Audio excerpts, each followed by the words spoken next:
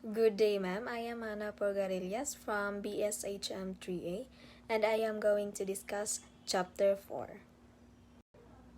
Before discussing Chapter 4, here's our topic outline.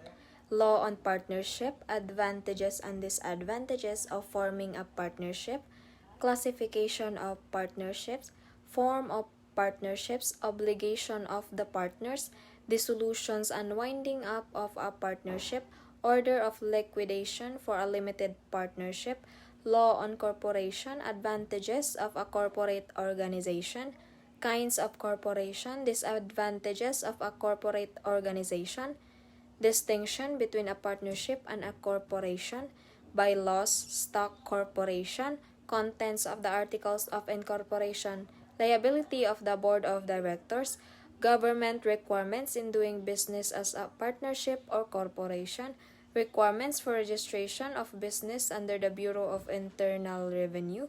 Lastly is the requirements of acquiring a business permit with a city or municipal mayor. So, in the end of the topic, here's are the learning objectives. So, differentiate the various kinds of partnership and corporations and the responsibilities of partners and incorporators. Next is to identify the requirements in the formation and dissolution of partnerships and corporations. So, understanding the legal foundation of a tourism business in the Philippines. In the tourism industry, ensuring compliance with legal requirements is crucial for legitimacy and long-term success. A strong foundation begins with selecting the right business structure, whether it be a partnership or a corporation. These structures are governed by the Civil Code of the Philippines and Batas Pambansa Building 68. The law on partnership. So the definition of partnership. A partnership is a business entity where two or more individuals agree to contribute money, property, or expertise to achieve common profits. This agreement establishes a legal relationship where each partner shares in both profits and losses of the business. So the essential elements of a partnership must have two key elements. First is contribution to a common fund. Every partner must contribute something of value, capital, asset, or expertise. Once contributed, these resources become common property shared by the partners. Next is the intention to share profits.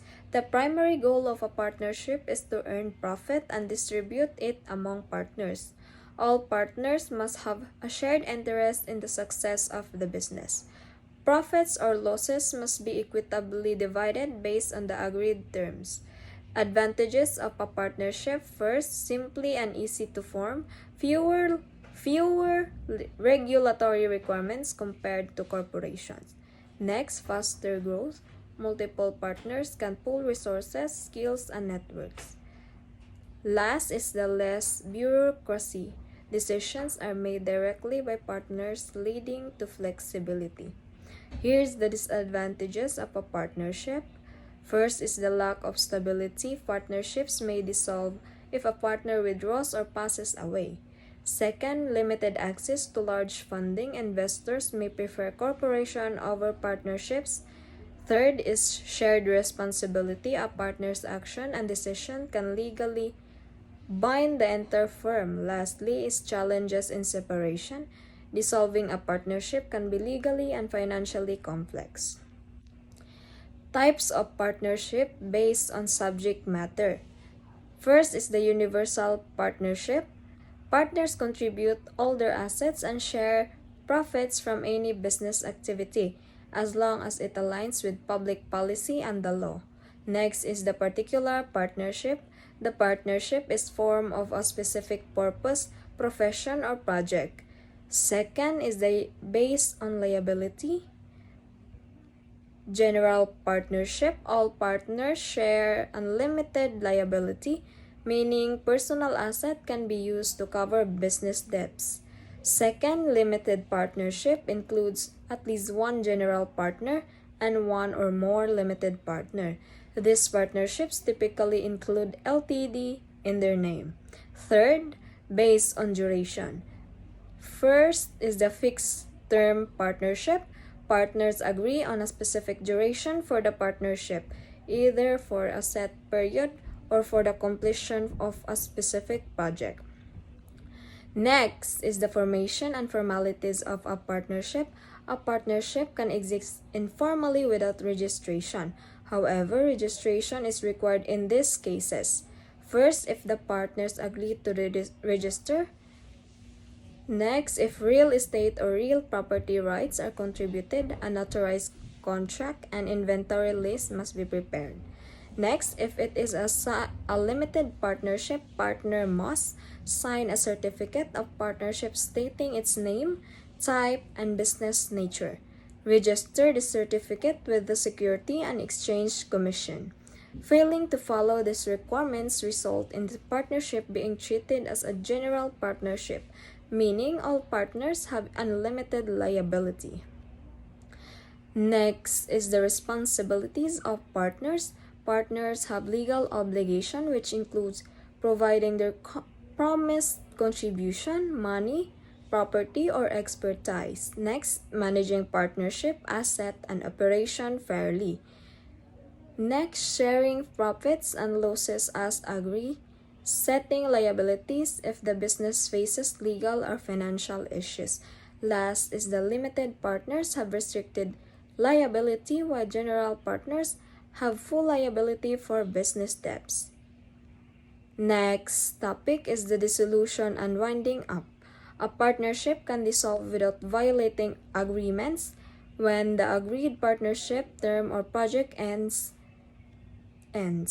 Partners mutually agreed to close the business. Dissolution leads to winding up, where assets are liquidated, debts are settled, and remaining profits are divided among partners. Next topic is the legal requirements for starting a tourism business in the Philippines. To legally operate as a partnership or corporation in the tourism sector, businesses must comply with specific government regulations. First, registering a business name with the Department of Trade and Industry. For partnerships, submit the articles of partnerships and the birth certificate and ID photos of all partners. For corporations, submit the articles of incorporation, bylaws, certificate and certification, incorporation, and the birth certificate and ID photos of all incorporators. Second is obtaining a business permit from the local government. It's either city or municipal office. In barangay and police clearance ensures legitimacy and compliance with local laws. DTI certificate of registration confirms the business is legally recognized. Submission of articles of partnership. Incorporation and bylaws defines business operations and responsibilities. Payment of fees based on declared capital or business size. Third is the registering the Bureau of Internal Revenue. Obtain a tax identification number for tax compliance. Submit the business permit from the local government. Provide a DTI certificate of registration. Pay an annual registration fee of 500 pesos. Fourth is registering with the Social Security System and PhilHealth. Business must provide government-mandated benefits for employees. Requirements include SSS number and PhilHealth registration, business permit from the local government, DTI registration certificate, articles of partnership, incorporation, and bylaws. So the conclusion of the topic, starting a tourism business in the Philippines requires careful selection of the business structure and compliance with government regulations. Partnerships are easier to establish but carry more personal liability, whereas corporations provide greater financial security but have most bureaucratic process. By ensuring legal compliance, businesses not only gain legitimacy but also build a strong foundation for sustainable growth in the competitive tourism industry. And that's all for Chapter 4. Thank you.